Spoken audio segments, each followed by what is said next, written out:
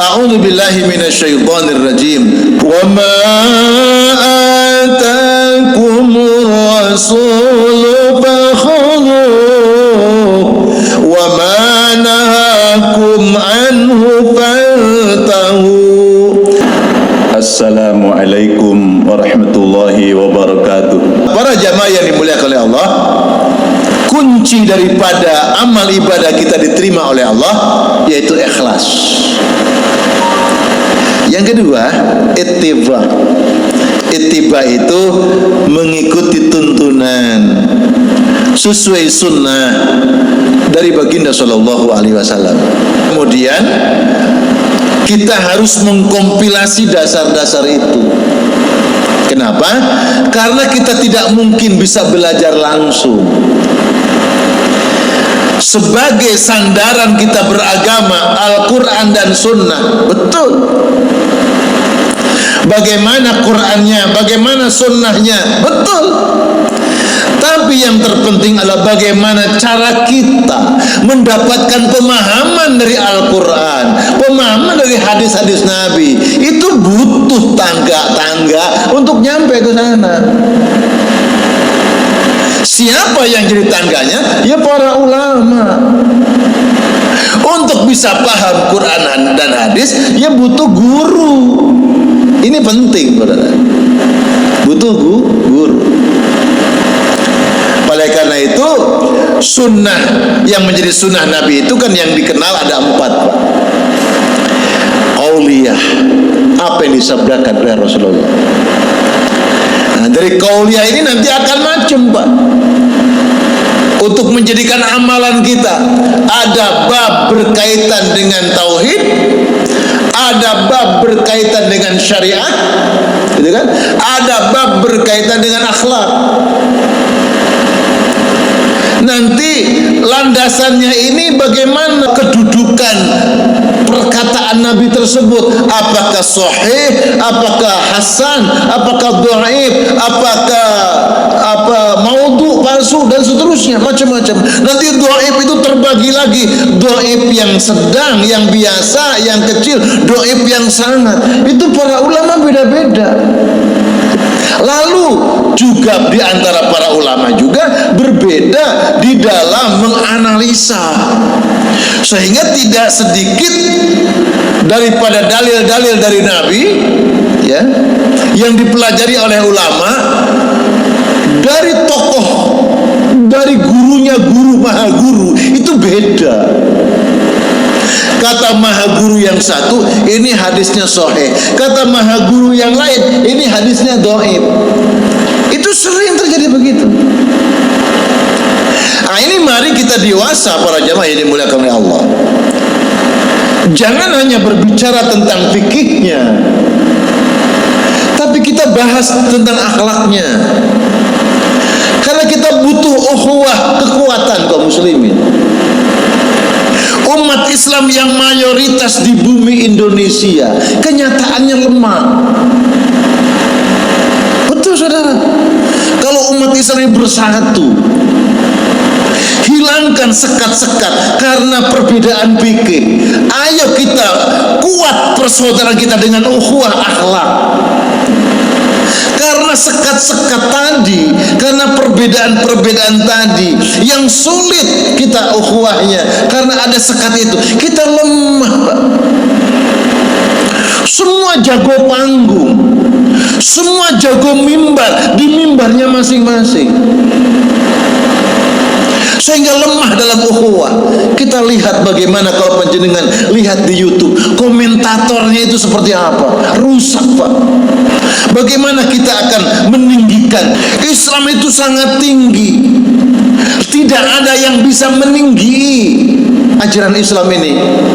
Al-Quran juga berfirman, "Huwallazi arsala rasulahu bil huda wa dinil haq liyudhhirahu 'ala dini kullih wa kafa billahi syahida walau karihal musyrikun." Islam yang dibawa oleh Nabi Muhammad itu kalau diperdebatkan, didiskusikan di hadapan agama-agama di muka bumi di dunia ini, Islam pasti akan berada di posisi teratas, akan dimenangkan oleh Allah. Sekarang sekalipun mereka tidak puas, mereka akan benci. Tahu mereka, oh benar, Islam ini benar, agama yang benar, tapi mereka tetap tidak terima. Seperti keyakinan keimannya Abu Thalib. Abu Thalib itu tahu Islam yang dibawa oleh keponakannya Nabi Muhammad itu Islam yang benar, agama yang benar, tapi dia merasa sungkan dengan nenek moyang yang dia ikuti selama ini. Itu disebut dengan keimanan tertutupi oleh nafsu. Qauliyah, sabda-sabda Rasulullah. Yang kedua, fi'liyah, perbuatan Nabi. Kalau kita kupas bahasa hadis, nanti akan menemukan ada amalan yang Nabi tidak melakukan, tapi dilakukan oleh sahabat. Banyak sekali. Ya. Takririyah, Nabi tidak melakukannya, sahabat melakukannya, Nabi tahu, tapi Nabi diam. Itu juga persetujuan, takririyah. Jadi sahabat melakukan amalan, Nabi tidak, tapi Nabi diam. Itu tanda Nabi bersetuju. Setuju namanya takririyah. Yang keempat, hamiyah, cita-cita. Nabi menghendaki sesuatu tapi tidak terlaksana. Seperti puasa pada tanggal 9 bulan Muharram. Nabi itu kan mengajarkan kepada sahabat setiap tanggal 10 Muharram itu puasa, namanya Ashura, hari ke-10. Tapi para sahabat ketika mengamalkan puasa tersebut, mereka diledek oleh kaum agamawan yang lain. Lihat, agama Muhammad niru agama kita. Buktinya apa? Agama kita puasa tanggal 10 bulan Muharram, ternyata Muhammad pun puasa pada tanggal 10 Muharram. Dia niru-niru kita. Sahabat itu merasa sakit, melaporkan kepada Rasulullah bahwa puasa itu niru-niru mereka, katanya. Lalu Nabi menjelaskan, baik kalau begitu, jika tahun depan aku masih panjang umur, maka mulai puasa tanggal 9 Muharram. Tapi belum nyampe Muharram tahun depan, Rasulullah sudah wafat. Itu namanya hamiyah, cita-cita Nabi. Itu jadi sunnah. Nah, para jamaah yang dimuliakan oleh Allah, lalu tentang mengikuti sunnah itu, wa ma atakumur rasulu fakhudhuhu wa ma nahakum anhu fantahu. Apapun yang datang dibawa oleh Nabi, maka ikuti, ambil. Apa yang ditinggalkan oleh Nabi, dilarang oleh Nabi, maka engkau mencegahnya, engkau menghindar. Para jamaah, nah untuk memaknai ini, maka ada hadis Rasulullah SAW, riwayatnya sahih. Khairun nas qarni, khairul qurun qarni. Sebaik-baik zaman adalah zamanku. Sebaik-baik manusia adalah zamanku, kata Nabi. Zamanku itu zaman Nabi berjumpa dengan para sahabat. Summal ladzina yalunahum. Kemudian orang-orang 100 tahun setelah itu. Summal ladzina yalunahum. Kemudian 100 tahun setelah itu. Jadi umat yang terbaik menurut sabda Rasulullah adalah zaman sahabat yang berjumpa dengan Nabi, dan 200 tahun setelah Rasulullah wafat. Siapa 200 tahun ini? 100 tahun pertama disebut ulama, yaitu tabi'in, generasi tabi'in. Sahabat adalah orang-orang yang hidup bersama Nabi, berjumpa dengan Nabi. Itu sahabat. Tabi'in adalah orang-orang yang tidak berjumpa dengan Nabi, tapi mereka berjumpa dengan sahabat Nabi.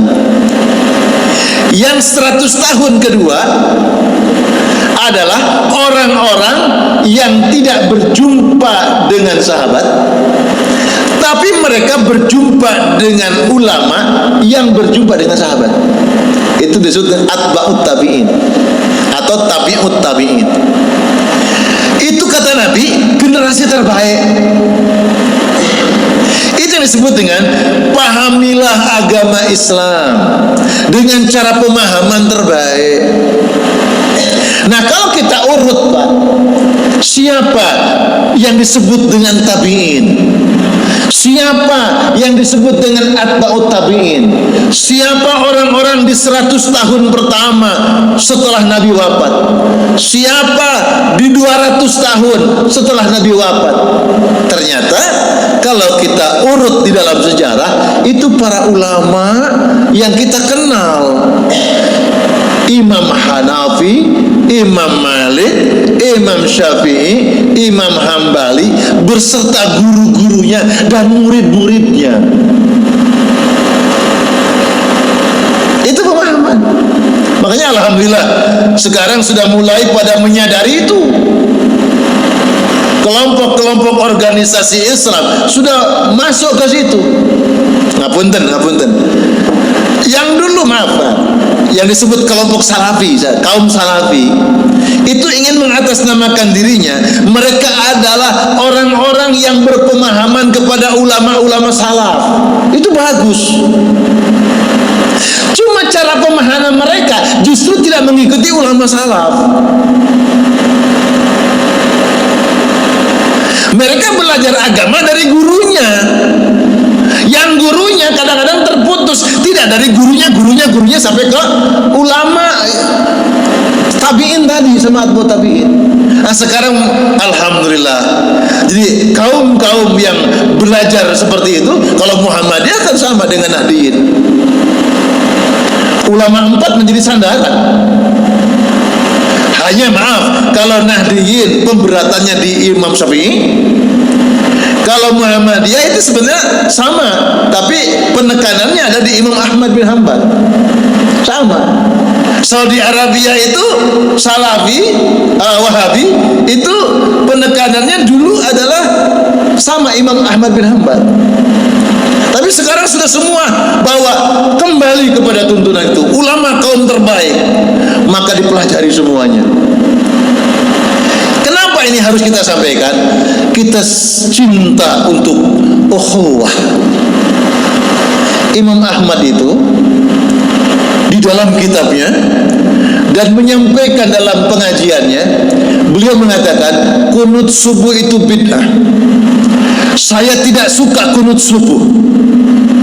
Tapi kepada santrinya dia berkata, wahai santriku, kalau engkau nanti pulang ke kampung halaman atau ketika engkau berada di mana, ikut sholat subuh dengan kaum di sana yang imamnya melaksanakan kunut subuh, mengangkat tangannya dan menjaharkan doanya, hendaklah engkau ikut mengangkat tanganmu dan mengaminkan. Itu Imam Ahmad. Lalu ditanya oleh santrinya, wahai tuan guru, bukankah engkau mengajari kami kunut subuh itu bid'ah dan engkau tidak melakukannya? Kenapa engkau justru memerintahkan kami seperti itu?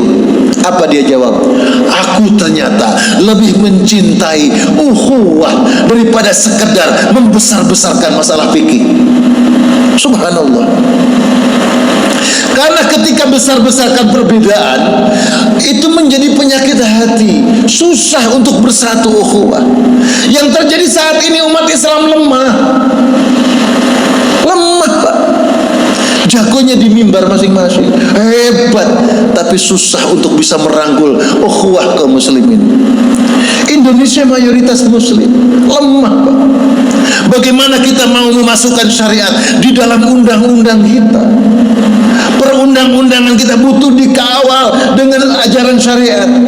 Memang kita mungkin tidak harus menjadikan negara ini negara Islam, tidak, karena perjuangan ini melibatkan semua unsur, semua kalangan. Tapi bagaimana kita ini sesuai sila ketuhanan yang Maha Esa. Di situ ada kewajiban kita bagaimana ajaran syariah itu bisa masuk dalam undang-undang. Jadi orang yang menunaikan syariah agama kita ini bisa di backup dengan undang-undang. Bukan seperti mereka yang punya jabatan lalu tim paskibraka, tidak diperbolehkan menggunakan hijab. Itu kan jadi masalah. Bahkan kita ini sudah tahu semua kebebasan beragama, silahkan, jangan dilarang-larang, kan begitu. Kenapa? Karena lemahnya itu umat Islam. Kita butuh ukhuwah, kesatuan. Sekat-sekat kecil kita buang, ayo kita persamaan yang kita perbesar.